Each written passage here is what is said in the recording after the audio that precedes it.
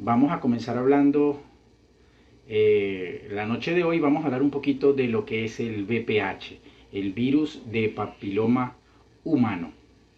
Y vamos a comenzar.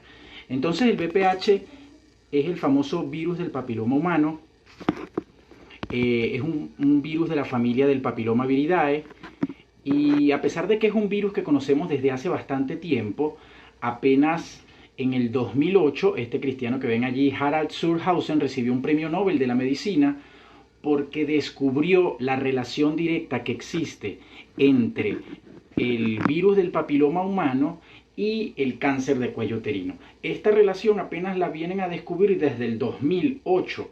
Esa es una de las razones por las cuales desde el 2000, aproximadamente desde el 2010 en adelante, en los protocolos de atención médica de ginecología, se estima realizar el procedimiento citología cada 6 meses. Es interesante eso porque cuando ustedes les preguntan a las señoras mayores de 40 años cómo era antes, o sea, su mamá, sus abuelas, cómo era antes, le dicen, no, la citología es una vez al año nada más, es una vez al año. Pero debido a esta relación que estamos viendo en este momento, que se descubrió apenas en el 2008 entre el VPH que ya se conocía y el cáncer de cuello uterino que también se conocía, se descubre en el 2008 y esa es la razón por la cual se estima ahora que la citología se debe realizar es cada 6 meses, es lo correcto.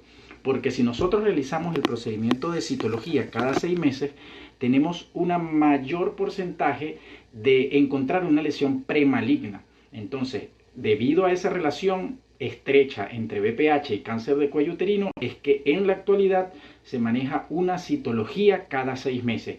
Y antiguamente se decía que era una vez al año. Hablamos de otro tema, vamos a hablar de lesiones de VPH en los genitales. Y esta tabla sí es bastante vieja, fíjense que la fecha de esta tabla es del año 1997. Y aquí viene tal vez la más importante de las preguntas, porque cuando una paciente tiene VPH dice, oye, pero ¿de dónde lo adquirí? ¿Fue que me lo pegaron? ¿Qué fue lo que sucedió?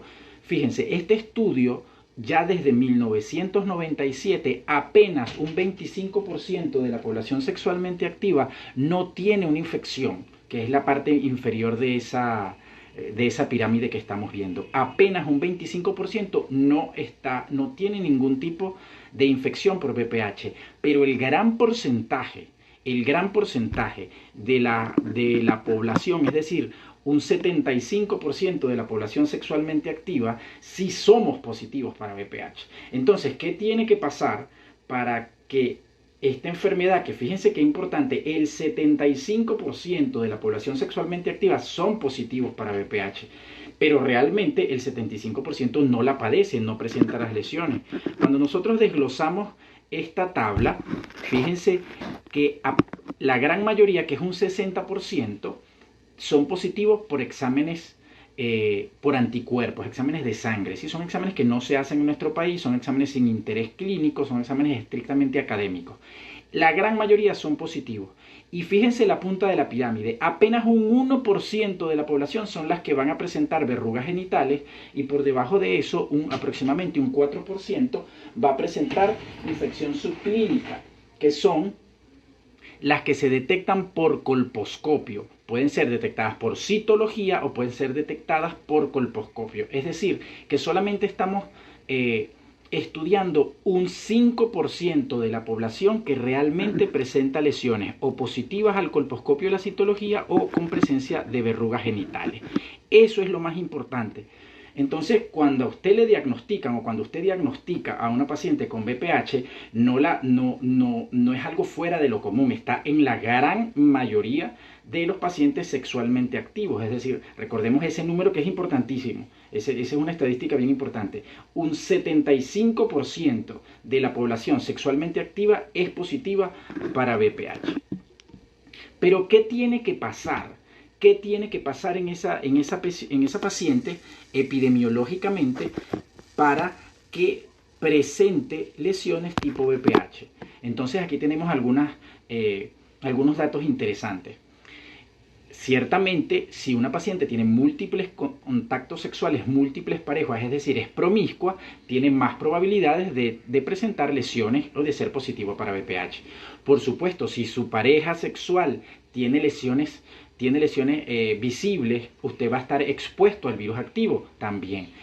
También el tabaquismo. El tabaquismo es un punto bien interesante porque las pacientes fumadoras tienen nicotina sobre todas sus mucosas y está demostrado que la nicotina tiene un efecto inmunosupresor. Entonces, esa nicotina que está presente en las mucosas, sobre todo del cérvix uterino, va a disminuir las defensas y va a favorecer la presencia del virus en esa zona.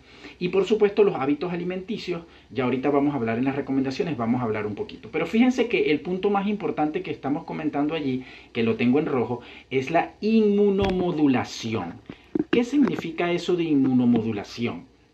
Eso tal vez es lo más importante del VPH, porque ya demostramos que el 75% de la población sexualmente activa es positiva para VPH, pero apenas se le manifiesta a un 5%.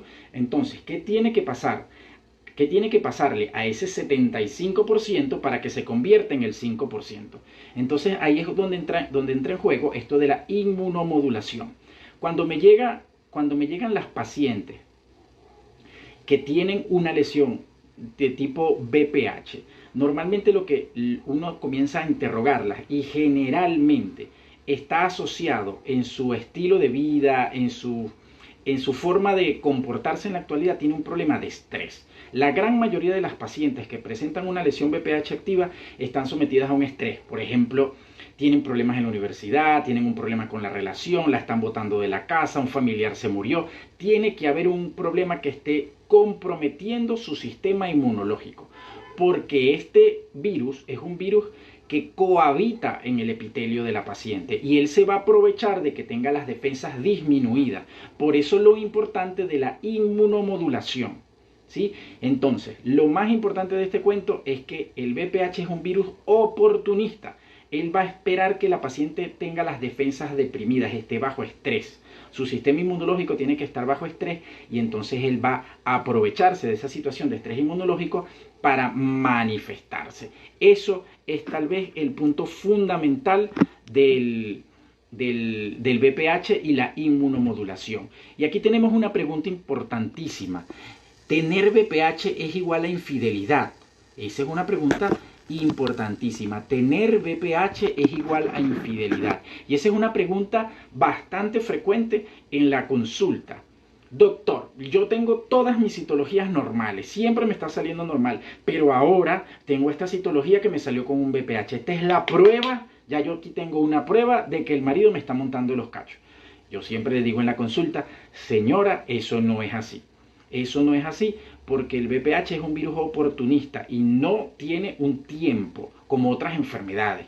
Como otras enfermedades que tienen un tiempo de incubación. Es decir, usted presenta una infección urinaria, tiene que tener un periodo de 14 días, 10 días, 7 días, dependiendo de la infección que estemos hablando. Pero el virus del VPH no tiene un tiempo de incubación predeterminado. Es decir, usted presenta una lesión por VPH en este momento, pero usted puede tenerlo de su primera pareja hace 5, hace 10, hace 20 años. A mí siempre me gusta comentarle a las pacientes el caso de una paciente que yo tuve. La paciente me cuenta, o sea, ella se hacía una señora mayor de casi 55 años, se hacía su citología todos los años y salía normal, normal, normal. Esta cristiana quedó viuda desde hacía 15 años. Estaba viuda. Y entonces todas sus citologías, después que quedó viuda, no tuvo nuevas parejas, salieron normales, todo el tiempo normales, normales, normales. Hasta que un día salió una con un VPH. Y la señora me pregunta en la consulta, doctor, ¿y ese resultado? ¿Quién me pegó ese VPH? ¿Fue el Espíritu Santo que me lo pegó? No, señora, para nada. Eso no tiene nada que ver que si es el Espíritu Santo o no. La respuesta de eso es usted me la va a dar, yo le dije.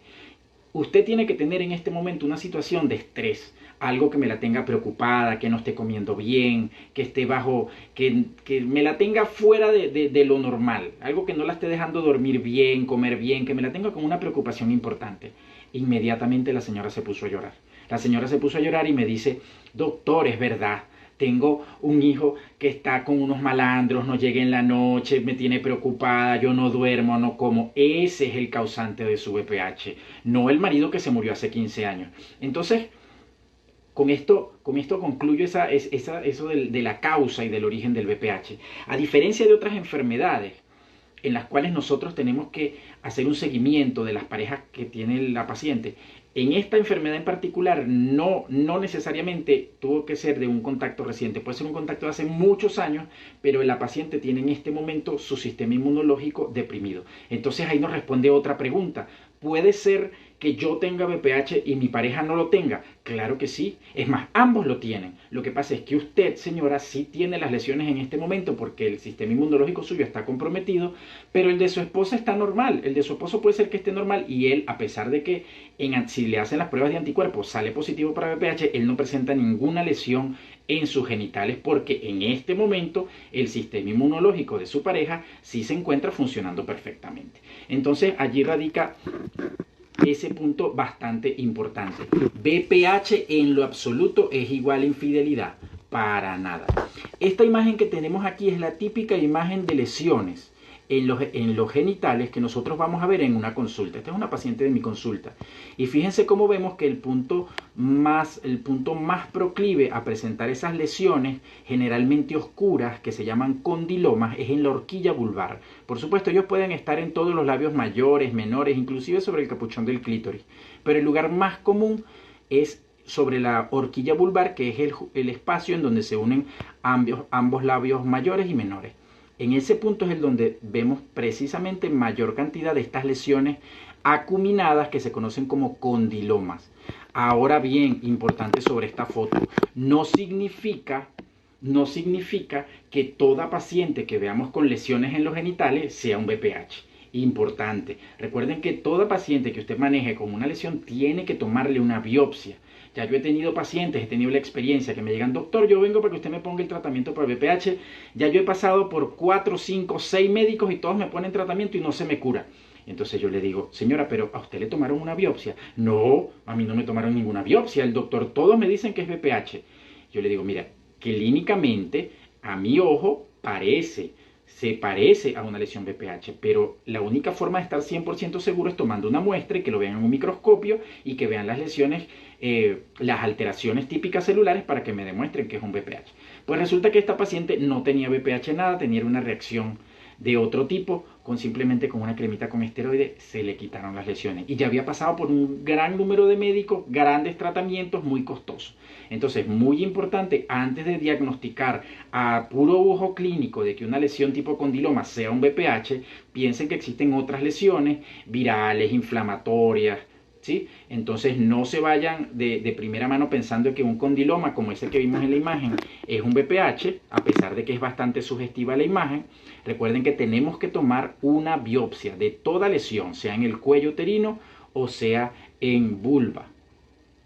Esto que estamos viendo aquí es una imagen de una colposcopia. La imagen superior es un cuello completamente sano, al cual ya le aplicamos ácido acético, y la imagen inferior es un cuello completamente sano, a la cual le colocamos Lugol, ¿sí?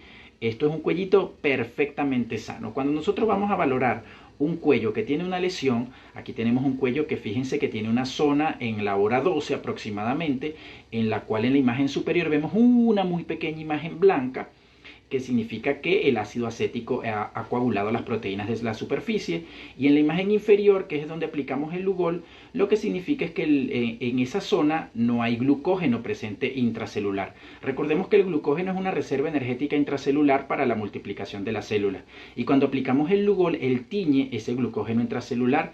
Si nosotros vamos a tener un grupo de células que se están multiplicando más rápidamente que otras, que esa es una de las afecciones que produce el BPH. Él cambia, él acelera el ciclo celular y las células se van a multiplicar más rápido, por eso es que crean esa lesión epitelial que crece en tamaño.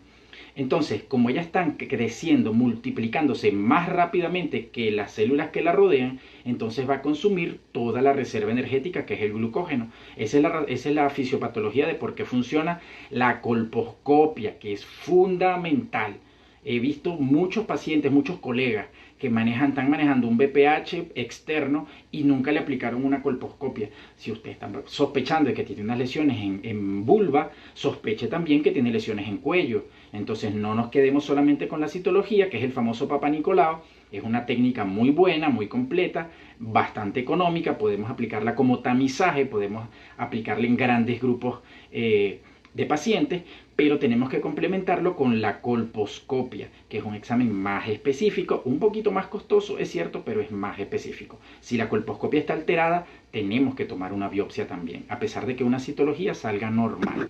Entonces, esta es la importancia del diagnóstico. El diagnóstico clínico que tiene que ser complementado con citología, colposcopia y biopsia. Lo más importante de esto es que no nos podemos quedar solamente con el diagnóstico clínico. Entonces en esto trabajamos con lo que se llama, vamos a hablar ya de tratamiento, con lo que es el tratamiento multienfoque. Yo vengo pregonando desde hace ya bastante tiempo lo que significa el tratamiento multienfoque, y esto no es nada nuevo. El tratamiento multienfoque es algo realmente sencillo. ¿Por qué yo hablo de un tratamiento multienfoque para el BPH? Porque el BPH no es producido por una sola causa. ¿Sí? El BPH no está producido por una sola causa. El BPH es algo multifactorial. Para que usted presente lesiones de tipo BPH, es verdad, tiene que tener las lesiones, tiene que haber estado expuesto a un virus activo, pero tiene que tener las defensas bajas, tiene que estar sometido a estrés, tiene que estar alimentándose mal. Entonces, si yo pretendo curarle su BPH simplemente erradicando esas pepitas, esas lesiones, esos condilomas a nivel vulvar, no estoy haciendo nada, porque no estoy eliminando las otras causas que se lo están produciendo. No le estoy eliminando ni los problemas de alimentación, ni los problemas de estrés inmunológico, y todo esto que le estoy diciendo, algo que lo está inmunomodulando. Yo necesito subir sus defensas, que su sistema inmune pueda combatir contra el BPH, no simplemente limitarme a eliminar los condilomas genitales. Entonces eso es lo que significa un tratamiento multienfoque. Yo voy a tomar 4 ángulos diferentes para atacar al BPH. Voy a realizar un tratamiento mecánico, una parte inmunoestimulante para despertar ese sistema inmunológico. Necesito hacer un cambio nutricional y un apoyo psicológico. Y vamos a hablar entonces de cada cosa.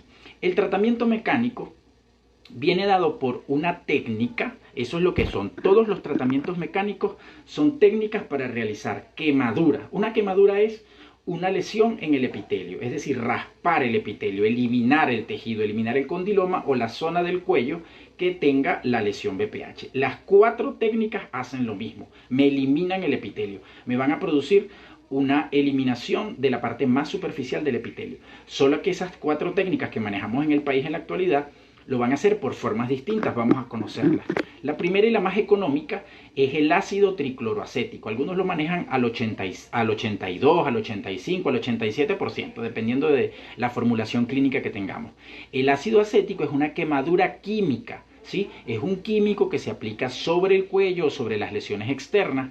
Es tal vez la opción más económica, sin embargo es una técnica un poquito más lenta porque tengo que hacerlo en varias sesiones. En una sola sesión no resuelvo todo el problema, sino que la paciente tiene que volver a acudir en varias oportunidades, 3, 4, 5 veces dependiendo del esquema de tratamiento que se esté usando.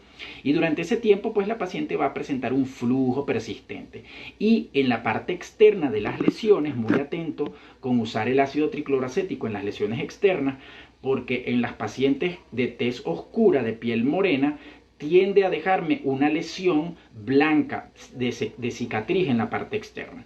Entonces, para aquellas pacientes que tienen muchos condilomas, muchas lesiones en la parte externa de la vulva y que son de piel oscura, el ácido tricloroacético sobre esas lesiones no es la más recomendable. Yo siempre le digo a mis pacientes, yo no lo puedo obligar a que se arrope más allá de donde le llega la cobija, pero no es lo más recomendable porque puede dejarme estas marcas de tipo cicatriz.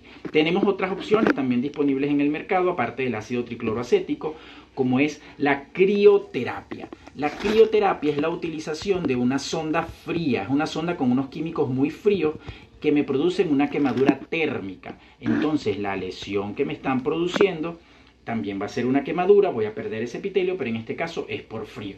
Esa es una técnica que todavía se utiliza, fue muy de moda, bastante promocionada durante los 80 y mediados de los 90.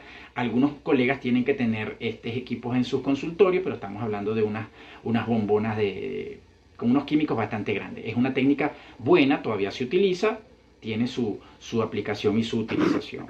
Otra de las técnicas tal vez más modernas es el láser. El uso del láser en ginecología tiene mucho potencial.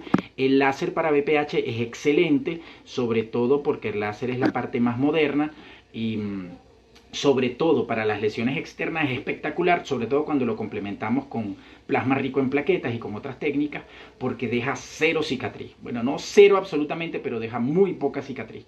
Entonces es la técnica más costosa, pero para esas pacientes que tienen muchas lesiones en la parte externa es espectacular porque no deja absolutamente nada de cicatriz en los genitales externos. En la parte interna, por supuesto, también es práctica para las lesiones premalignas, preinvasoras, tipo BPH, NIG1, también se puede resolver con láser, pero significativamente no es más poderosa que las otras técnicas. El láser, muy recomendado, un poco costoso, sobre todo es superior en las lesiones externas porque no deja cicatriz. Sin embargo, la técnica más popular en nuestro país, para casi todos los colegas, es la electrocoagulación, que es el quemado, ¿verdad? La coagulación o quemadura mediante electricidad. Eso lo hacemos. Esta técnica es una técnica intermedia, no es tan económica como el ácido acético, no es tan costosa como el láser, y con respecto al si deja o no deja cicatriz, no deja tanta cicatriz como el ácido acético, tampoco es tan inocua como el láser, se tiene que manejar con cuidado, pero es la técnica más popular, tiene un precio bastante asequible para las pacientes. Se puede utilizar tanto en la parte interna como en la parte externa. Con la electrocoagulación podemos inclusive tratar no solamente NIC1 y BPH, sino que podemos tratar también otro tipo de lesiones mediante la conización en consultorio, inclusive con electrocoagulación, lo que llaman el cono. Entonces pasamos a la siguiente parte, a la siguiente fase, que tiene que ver con inmunomoduladores. Eso que vimos hasta ahora son los tratamientos mecánicos. Pero los inmunomoduladores son medicamentos que van a buscar estimular el sistema inmunológico. Y aquí tenemos un error bastante común. Esa cremita que ven ahí, que es el famoso Aldara, muchos lo usan indiscriminadamente. No, ponte eso ahí, que eso te va a quemar las pepitas, eso te va a quemar los condilomas. Señores, el Aldara no es una cremita para quemar nada. Atención, el Aldara es imiquimod, que es un poderoso inmunomodulador. Es un medicamento que busca fortalecer su sistema inmunológico y crear una reacción inmunológica local. Es decir, que su sistema inmunológico actúe allí. No es una cremita para quitar las verrugas, ¿sí? Es un inmunomodulador. Otro inmunomodulador importante que está bastante de moda en este momento con lo del COVID es el interferón. El interferón, bueno, pudiéramos hablar 2 horas sobre el uso del interferón, pero es algo que se utiliza. La podofilina se utilizaba hace algunos años, ya cuesta un poquito más conseguirla, pero también los antioxidantes tienen que ver con como su utilización de inmunomodulador, porque los antioxidantes tienen un factor importante en nuestro sistema inmunológico cuando combaten los famosos radicales libres, y esos radicales libres inactivan el sistema inmunológico. Y entonces por eso es que entre los tratamientos de inmunomodulación o inmunoestimulación podemos sumar el imiquimod, el interferón y los antioxidantes. El imiquimod, bastante costoso, cuesta un poquito conseguirlo, pero tiene sus indicaciones.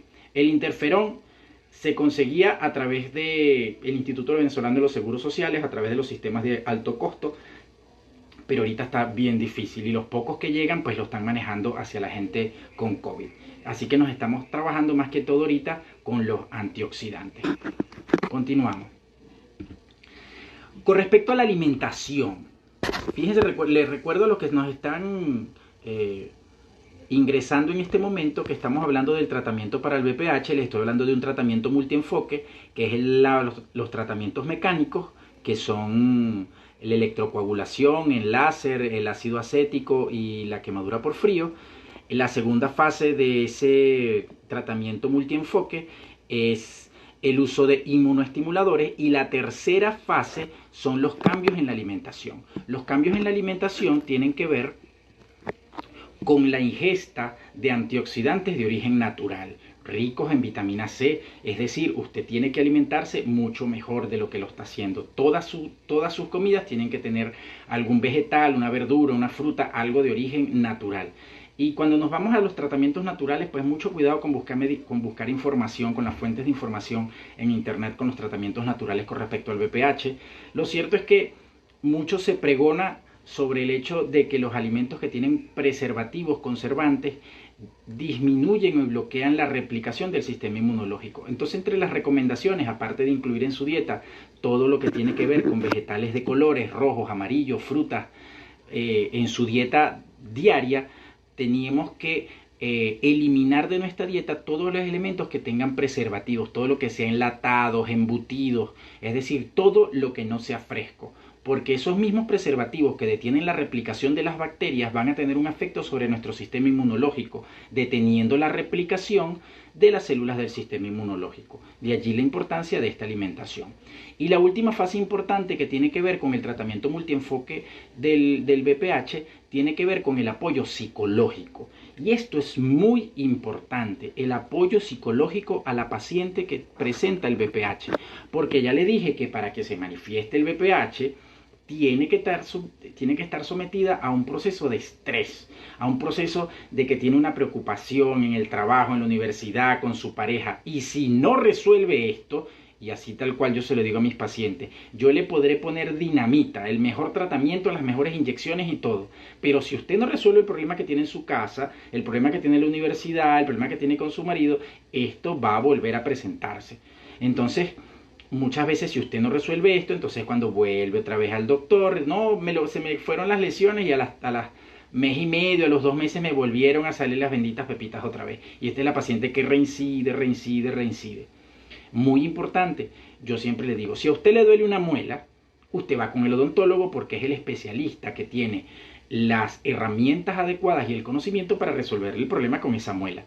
Y si usted tiene un problema de estrés, de depresión, que son cosas diferentes, si usted tiene un problema de estrés en su relación, en su vida, en su trabajo, usted debe ir a un psicólogo. Yo no tengo las herramientas básicas que se necesita para resolver su problema de estrés, pero un psicólogo sí las tiene. Usted va a su psicólogo, le hace el diagnóstico y le da las herramientas para solventarlo, le ayuda a salir de ese problema de estrés que está viviendo en este momento.